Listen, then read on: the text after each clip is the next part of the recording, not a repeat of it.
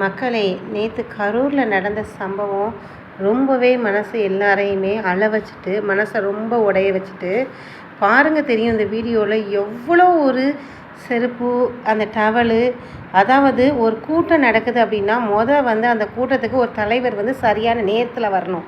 ரெண்டாவது அந்த கூட்டம் வந்து எவ்வளோ மக்கள் வாராங்க. அப்போ அந்த மக்கள் இவ்வளோ பேர் வாராங்க அப்படின்னா அவங்களுக்கு காற்று எல்லாம் கிடைக்கிற மாதிரி ஒரு பறந்து விரிஞ்ச நிலப்பரப்பாக இருக்கிற இடமா பார்த்து அவங்க வந்து தேர்வு செய்யணும்.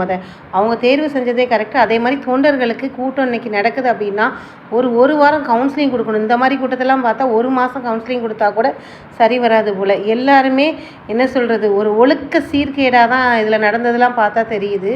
அவ்வளோ ஒரு இதாக இருக்குது. வண்டியை ஸ்பீடாக போகிறதும் வைக்கிறதும், அது தரையோடு உரசிட்டு போகிறதும், ஒரு ஒழுக்கம் அப்படிங்கிறதே இல்லை. அது மட்டும் இல்லாமல் அவங்க வந்து கூட்டத்துக்கு வந்து மக்கள் மேலேயும் இதில் தப்புன்னு சொல்லலாம். காரணம் என்ன அப்படின்னா, அவர் சாதாரண நம்மளை மாதிரி ஒரு மக்களோடு உள்ள மனுஷர் தான். அவர் வந்து ஒரு வினோத பிறவிலாம் கிடையாது. அவரும் ஒரு மனித பிறவி தான். அவர் நடிக்கிறார், அவ்வளோதான். அவர் நடிக்கிறது நீங்கள் படத்தில் போய் திரையில் பார்த்துக்கலாம், அவ்வளோதான். மற்றபடி அவர் வந்து அப்படி உயர்ந்த அளவுக்கு வந்து மக்களுக்கு வந்து என்ன சொல்கிறது, ஒரு லட்சம் குழந்தைகளை தத்தெடுத்தோ அந்த மாதிரி ஒரு பெரிய மகானோ கிடையாது. அவர் வந்து சாதாரண மனுஷங்க தான் நம்மளை மாதிரி. அவர் வந்து நமக்கு ரோல் மாடல் அளவுக்கு பெரிய அளவுக்குலாம் செய்யலை. ஏன் இந்த இதுன்னு தெரியலை. இந்த வீடியோ பற்றி உங்களுடைய